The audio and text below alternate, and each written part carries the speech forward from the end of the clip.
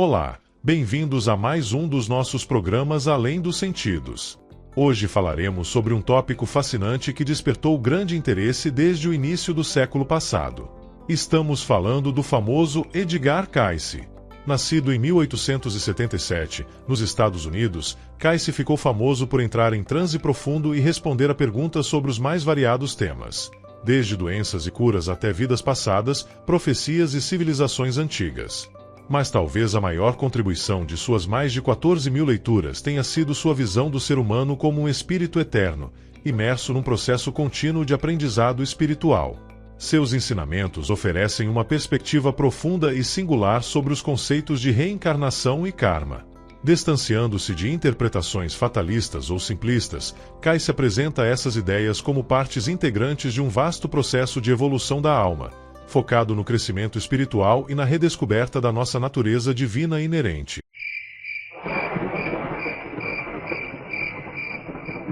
Reencarnação e karma em essência. O que é reencarnação? É a crença de que cada um de nós passa por vidas sucessivas, com o propósito de crescer em espírito e recuperar a plena consciência de nossa natureza divina. A visão de Cayce exclui a metempsicose ou transmigração de almas, segundo a qual os humanos podem reencarnar em forma animal. Ao mesmo tempo, fornece uma estrutura filosófica para o passado, colocando ênfase especial em como abordar nossa existência atual. Devemos viver o momento presente, buscando nos desenvolver espiritualmente e ajudar uns aos outros. Para Cayce, a reencarnação não é um castigo, nem um acaso. É uma necessidade evolutiva. A alma, criada por Deus, mergulha na matéria para aprender, errar, amadurecer e voltar à fonte com maior consciência.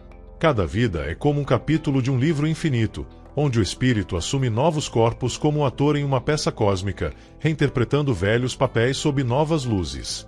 O que não se aprende em uma existência se reapresenta na próxima, até que o aprendizado se complete. Ele falou por primeira vez de reencarnação em 1923, em uma sessão espírita realizada para Arthur Lamers, um impressor em Dayton, Ohio. Vale ressaltar que uma leitura abordou a questão 12 anos antes. No entanto, a referência foi amplamente ignorada. Na décadas de 1920 a 1940, a reencarnação era associada principalmente a religiões orientais e a movimentos marginais como a teosofia.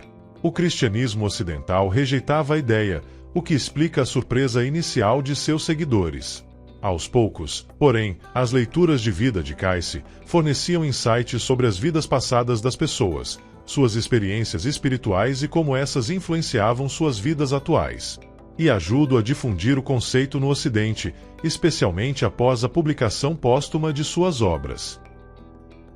Leitura 2060. Barbara Murray Cayce realizou uma leitura para uma mulher chamada Barbara Murray, que, segundo ele, havia sido sua prima Leila em uma vida passada.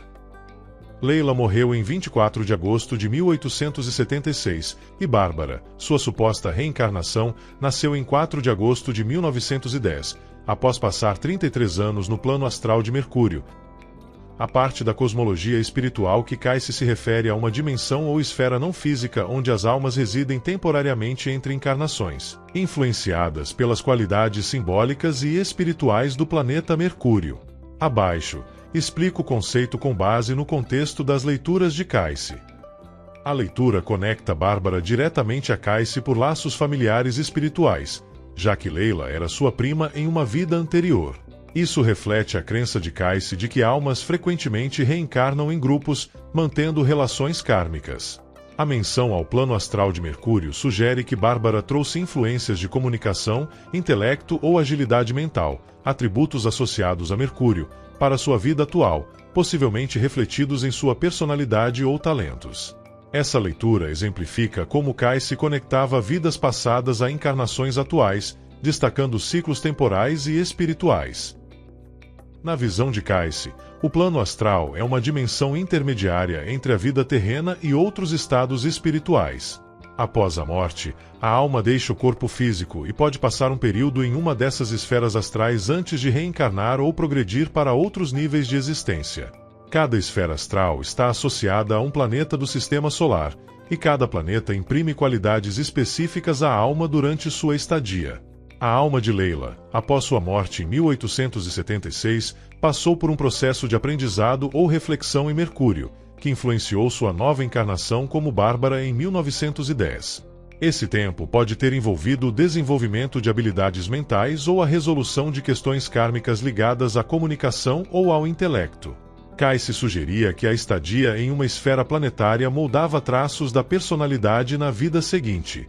Assim, Bárbara Murray poderia ter exibido características como eloquência, curiosidade intelectual ou facilidade em se expressar, refletindo a influência mercurial.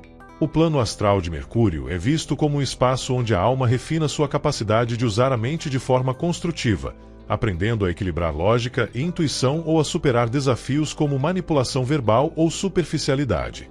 As leituras de vida, conforme documentadas, mostram como Cayce abordava a reencarnação, conectando vidas passadas a traços de personalidade, talentos, desafios e até datas específicas de nascimento.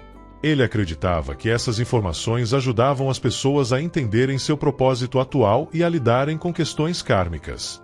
O conceito era inicialmente estranho para Cayce e seu círculo, pois ele era um cristão devoto, e a reencarnação não fazia parte do cristianismo tradicional. No entanto, após debates com colaboradores como Arthur Lamers, Cayce aceitou que a reencarnação não contradizia sua fé, mas complementava a ideia de evolução espiritual. Em essência, a reencarnação, segundo Cayce, é a jornada contínua da alma através de múltiplas existências terrenas, cada uma oferecendo oportunidades únicas para aprendizado, desenvolvimento e aprimoramento do espírito. Um ponto crucial na visão de Cayce é a ênfase no propósito fundamental por trás dessas vidas sucessivas, o crescimento em espírito e a recuperação da plena consciência de nossa conexão com o divino. Não se trata de um ciclo punitivo, mas de uma escola cósmica onde cada experiência, cada desafio e cada relacionamento serve como um catalisador para a expansão da consciência. Cayce explicitamente exclui a noção de metempsicose, ou a transmigração de almas humanas para formas animais, concentrando-se na progressão da alma dentro da experiência humana, buscando sempre um maior alinhamento com as forças criativas universais. A abordagem de Cayce sobre a reencarnação é eminentemente prática e voltada para o presente. Embora o conhecimento de vidas passadas possa, em certos contextos, oferecer insights sobre padrões e tendências atuais, o foco principal reside em como vivemos o momento presente. Ele ressaltava que descobrir ter sido uma figura histórica ou ter vivido em circunstâncias exóticas no passado pouco contribui para nos tornarmos melhores vizinhos, pais ou cidadãos no agora. O verdadeiro valor reside em reconhecer como ações passadas, sejam elas construtivas ou destrutivas, moldaram nossas condições atuais e, mais importante, como podemos utilizar o presente para corrigir desequilíbrios, cultivar virtudes e servir ao próximo. Como Cayce afirmou em uma de suas leituras, 5.753-2, mas saber que você falou indelicadamente e sofreu por isso e no presente pode corrigi-lo sendo justo, isso vale a pena. O conceito de karma, intrinsecamente ligado à reencarnação, é interpretado por Cayce não como um sistema de recompensas e punições imposto externamente, mas como a memória da alma. É um vasto reservatório de informações e experiências acumuladas que a mente subconsciente acessa e utiliza no presente. Essa memória pode se manifestar como afinidades ou aversões inexplicáveis por pessoas, lugares ou situações, talentos inatos ou medos persistentes. No entanto, Cayce enfatiza veementemente o papel do livre-arbítrio. Embora o karma apresente tendências e predisposições, ele não determina o destino. Temos a capacidade de escolher como responder às influências kármicas, transformando desafios em degraus para o crescimento ou permitindo que se tornem obstáculos. O karma, portanto, não é algo que existe entre pessoas, mas sim uma dinâmica interna, um encontro consigo mesmo através das interações e experiências da vida. Colhemos o que semeamos, mas a forma como lidamos com a colheita está em nossas mãos. Uma das mensagens mais encorajadoras nos ensinamentos de Cayce é que talentos, habilidades e sabedoria adquiridos em uma vida não se perdem. Eles permanecem como parte do patrimônio da alma, disponíveis para serem acessados e utilizados em encarnações futuras, direcionados de forma a melhor cumprir o propósito específico de cada nova vida. Isso implica uma continuidade do ser e um acúmulo progressivo de qualidades espirituais. No que tange ao processo pós-morte e o intervalo entre encarnações, Cayce descreve um período de avaliação e aprendizado. A alma tem a oportunidade de revisar a vida que passou, compreender as lições aprendidas e aquelas que ainda precisam ser assimiladas. Com base nessa autoavaliação, e em consonância com as leis universais, a alma participa ativamente na escolha das circunstâncias da próxima encarnação. Isso inclui a seleção do ambiente, pais, família, localização geográfica, período histórico e até mesmo gênero, de modo a criar o cenário mais propício para o aprendizado das lições necessárias à sua completude.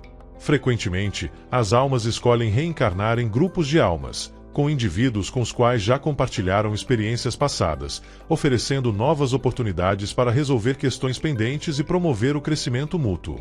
Diante dos desafios e sofrimentos da vida, a perspectiva de Cayce nos convida a transcender a busca por porquês simplistas. Embora a compreensão das causas possa ser útil, o mais importante é a nossa resposta às situações. A maneira como escolhemos reagir a cada circunstância, com amor, paciência, coragem ou ressentimento, determina a natureza das experiências futuras que atrairemos. A reencarnação, nesse contexto, não é uma doutrina para justificar o sofrimento, mas um chamado à responsabilidade e à compaixão, tanto por nós mesmos quanto pelos outros. As leituras nos ensinam que a jornada que empreendemos nos trouxe ao ponto onde estamos. No entanto, o essencial não é quem fomos ou o que fizemos antes, mas como reagimos às oportunidades e provações que surgem agora, onde quer que estejamos. De fato, nossas escolhas e comportamento no momento, oriundos do nosso livre-arbítrio, são o que realmente importa. A perspectiva de Cayce, longe de ser fatalista, abre horizontes quase ilimitados. Nas leituras, Cayce também destacou o perigo de se entender mal a reencarnação. Ele indicou que certas teorias alteraram seu verdadeiro significado. Em particular, todos aqueles que não reconheceram o livre-arbítrio criaram o que ele chamou de um monstro kármico, isto é, uma ideia errônea que não levou em conta os fatos autênticos, nem a estreita conexão existente entre karma, livre-arbítrio, destino e graça. Ainda hoje, muitas pessoas interpretam erroneamente a reencarnação como um elo inevitável ou uma concatenação de experiências e relacionamentos impostos a nós pelo nosso karma. Se assim fosse, nossas decisões anteriores nos forçariam a seguir um caminho marcado por eventos específicos, e nosso futuro já estaria determinado. Essa visão difere completamente da de Cayce, pois as leituras enfatizam que o passado fornece apenas uma situação possível ou provável. Eles mostram que, longe de sermos meros espectadores, às vezes relutantes, desempenhamos um papel dinâmico no desenrolar da nossa própria existência. No coração dessa jornada está o karma, muitas vezes mal compreendido como punição, mas que, para Cayce, é uma forma de educação da alma. Ele o define como a lei de causa e efeito em ação espiritual. Colhemos o que plantamos, não por castigo, mas para entender o que causamos e fazer escolhas melhores no futuro. Assim, feridas emocionais, obstáculos e encontros marcantes podem ser ecos de ações passadas, e também convites para transcendê-las. A palavra karma é um termo sânscrito que significa trabalho, ação ou ato. Muitas vezes é dado o significado de causa e efeito.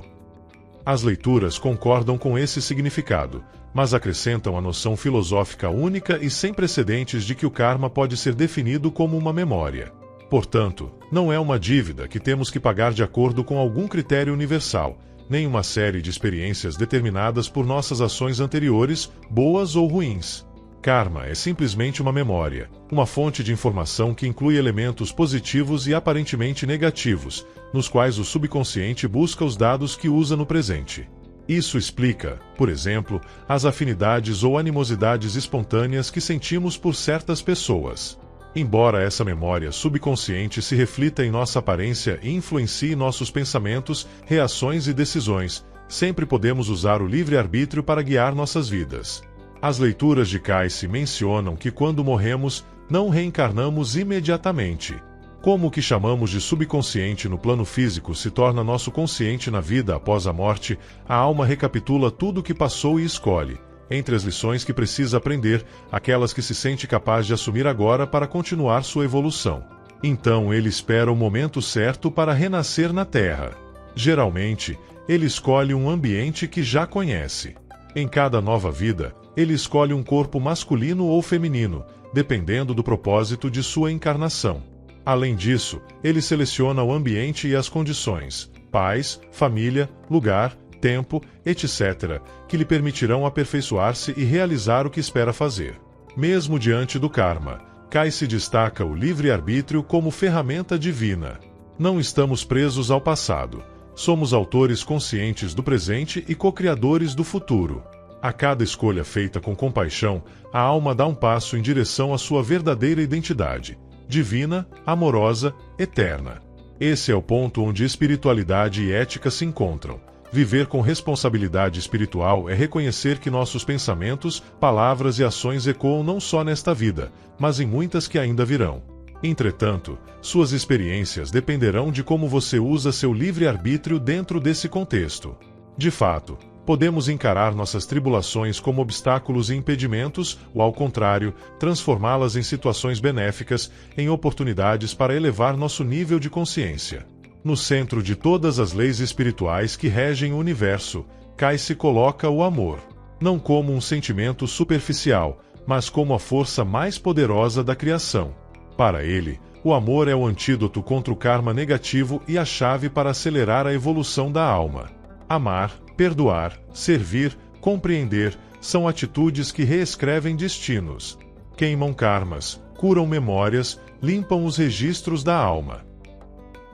O processo de reencarnação continua até que consigamos personificar o amor universal no mundo e expressar nossa essência divina em todos os aspectos da vida terrena. Vale ressaltar que talentos e qualidades nunca se perdem, de modo que as faculdades cultivadas em cada encarnação são somadas ao capital da futura. Por exemplo, o dom das crianças prodígio é o ressurgimento de um talento exercido em uma ou mais existências anteriores. Da mesma forma, um excelente professor de literatura poderia ter sido escritor, historiador e copista em vidas anteriores. Na verdade, nossas habilidades se manifestam com base no motivo da nossa encarnação atual. As leituras revelam que o karma não é estabelecido entre indivíduos, mas apenas consigo mesmo. Em outras palavras, a pessoa sempre se enfrenta a si mesma.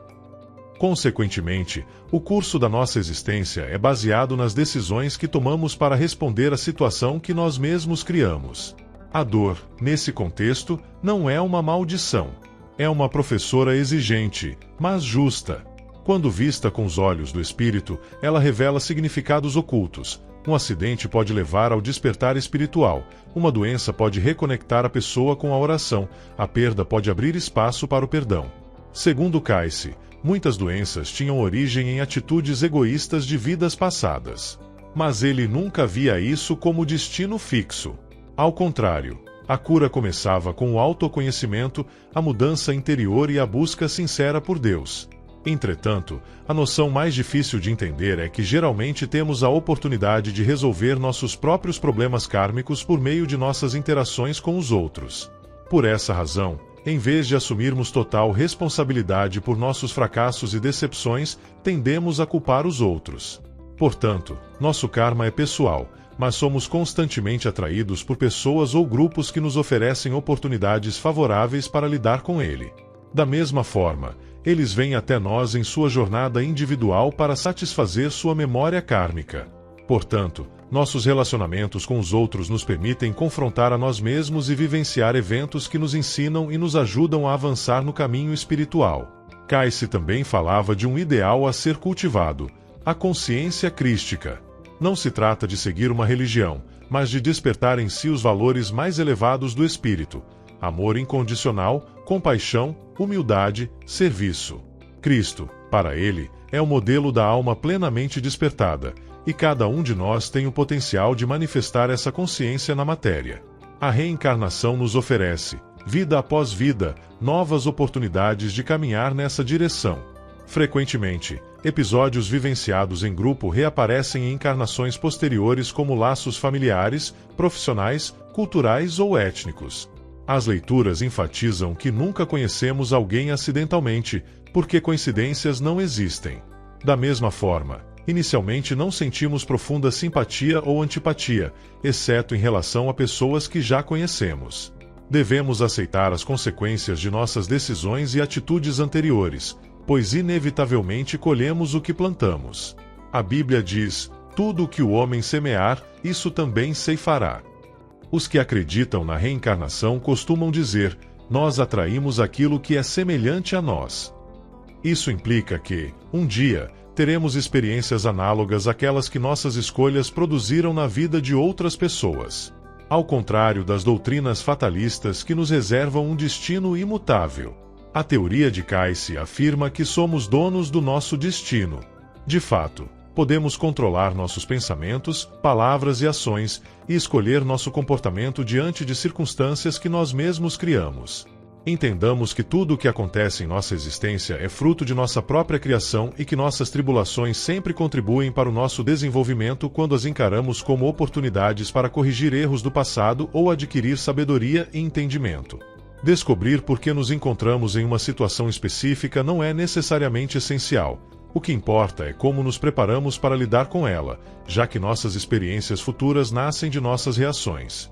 Assim, duas pessoas podem adotar atitudes muito diferentes em casos comparáveis, por exemplo, em relação à perda de um emprego.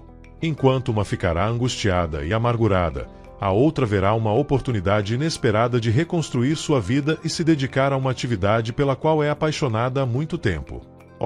Reencarnação é um conceito que aparece nas grandes religiões do mundo e não se limita às filosofias orientais. Ele professa tolerância e compaixão, responde a inúmeras perguntas e dá sentido até aos menores aspectos da existência.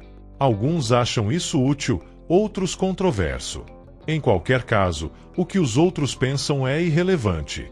Adeptos sérios sabem que todos nós experimentamos vários reinos, condições e circunstâncias no decorrer de nossas vidas sucessivas. Eles usam a reencarnação não para remoer o passado ou para se orgulhar de talvez terem desfrutado de notoriedade no passado, mas para crescer em espírito e contribuir para melhorar o mundo em que vivemos. Em suma, a visão de Edgar Cayce sobre reencarnação e karma oferece uma estrutura filosófica que valoriza o momento presente como campo de atuação para o desenvolvimento espiritual e o serviço ao próximo. Não se trata de meramente especular sobre o passado, mas de utilizar a compreensão desses princípios para viver de forma mais consciente, amorosa e significativa, reconhecendo cada vida como uma oportunidade preciosa na longa jornada da alma de volta à sua plena natureza divina. A crença na reencarnação, para Cayce, encontra seu maior valor não em desvendar os mistérios de quem fomos, mas em inspirar quem aspiramos ser. A visão de Edgar Cayce é ao mesmo tempo esperançosa e desafiadora. Ela nos diz que ninguém escapa das consequências de seus atos, mas também que ninguém está condenado a não aprender com eles. A cada amanhecer, temos a chance de plantar algo novo, algo mais alinhado com o divino que habita em nós. Reencarnar, nesse sentido, não é apenas voltar à Terra, é voltar à lição com mais maturidade. Voltar ao amor com mais profundidade. Voltar a si mesmo com mais verdade.